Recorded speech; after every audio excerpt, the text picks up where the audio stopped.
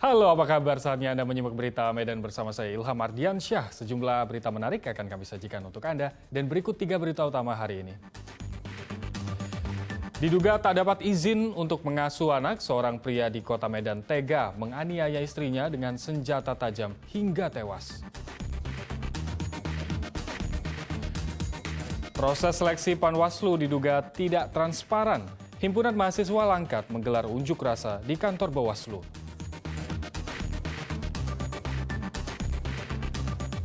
Cegah PMK, hampir 200-an sapi di Kabupaten Deli Serdang mendapat suntik vaksin PMK.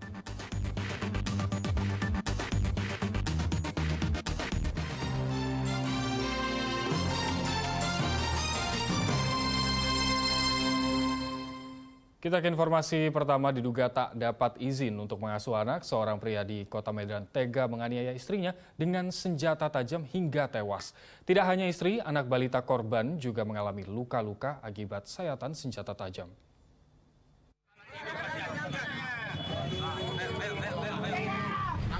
Warga langsung berhamburan dan berupaya menolong seorang wanita bersama anak balitanya yang alami luka mengenaskan di kawasan Mandala Bypass, Kecamatan Medan Tembung, Kota Medan pada Sabtu lalu. Namun nyawa wanita ini tak tertolong dan anak korban langsung dibawa ke rumah sakit untuk mendapat tindakan medis. Warga juga menangkap dan menghakimi seorang pria hingga babak belur lantaran telah menganiaya istri hingga tewas dan anak balitanya dengan senjata tajam. Berdasarkan rekaman kamera pengawas dan keterangan pihak kepolisian, kejadian berawal dari pertengkaran pasangan suami istri. Sang istri tidak terima jika suami mengambil anaknya dari tempat penitipan anak di kawasan Sampali, Kabupaten Deli Serdang. Tersangka sudah membuntuti istri dan anaknya yang menumpang becak motor. Di tempat kejadian, lelaki ini langsung menganiaya kedua korban.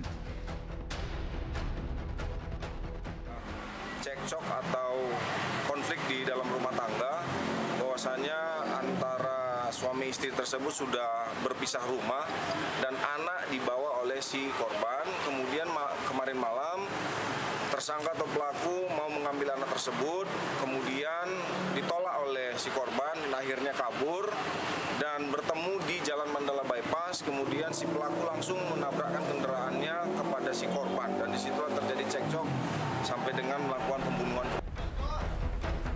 Hingga kini polisi masih terus menyelidiki kasus ini. Untuk tersangka belum dapat dimintai keterangan karena masih menjalani perawatan khusus di Rumah Sakit Bayangkara Medan lantaran babak belur dihakimi massa.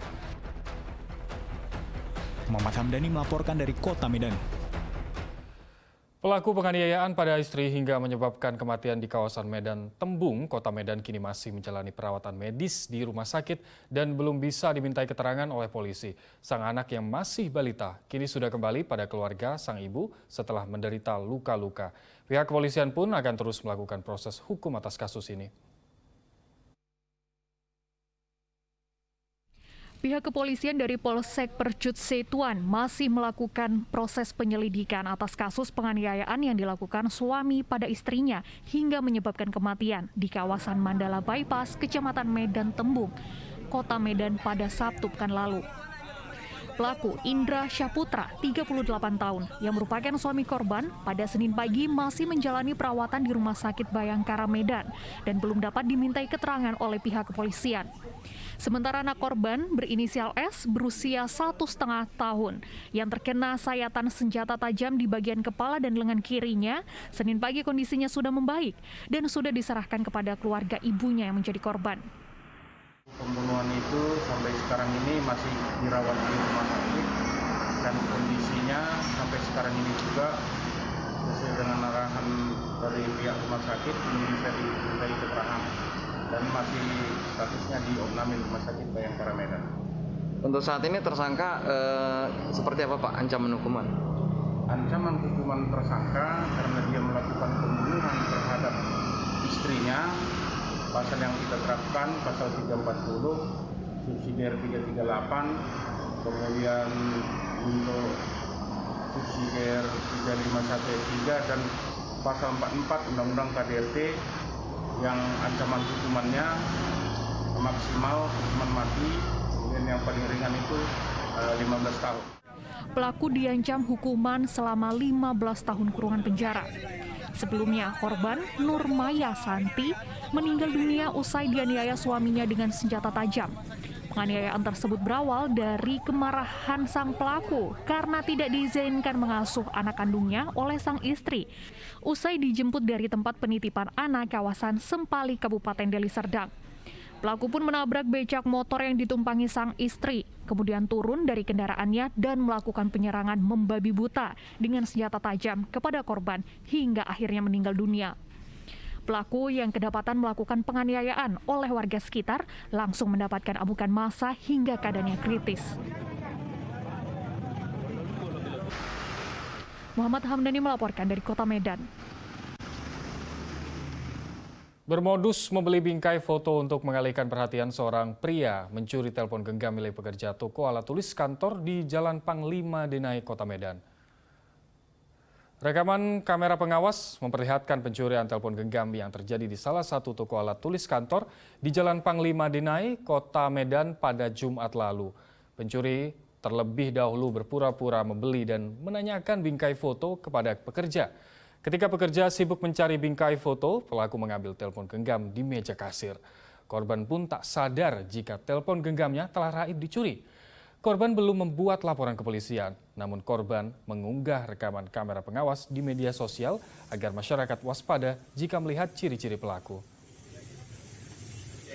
Malam itu kan abang itu datang, terus dia nanya mau beli bingkai ukuran 20x24 inci itu.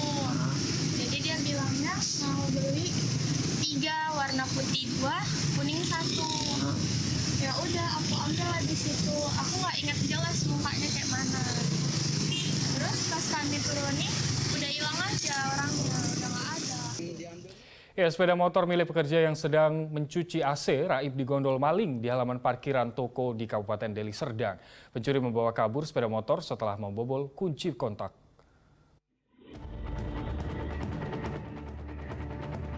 Rekaman kamera pengawas memperlihatkan pencurian sepeda motor di parkiran salah satu toko di Jalan Cemara, Kabupaten Deli Serdang pada Jumat lalu. Dalam rekaman kamera pengawas terlihat pencuri terlebih dahulu memantau situasi. Setelah berhasil membobol kunci kontak sepeda motor, pencuri langsung membawa kabur sepeda motor milik korban. Ada kerjaan di CAC kan. Nah, saat di CAC, saya masuk dalam, kondisi sepi lah memang lalu lalangnya kan. Nah, saat itu admin lagi kerja, nah kondisi sendirian di sini. Kereta masih ada nih, kan masuk belakang, pintu sebelah keluar, kereta udah nggak ada. Nah, saat kita lihat CCTV, kondisinya rupanya udah dibobol sama maling tersebut. Korban telah melaporkan kejadian ini ke Polsek Percut Setuan dan berharap polisi segera menangkap pencuri yang membawa kabur sepeda motor miliknya. Muhammad Hamdani melaporkan dari Kabupaten Deli Serdang.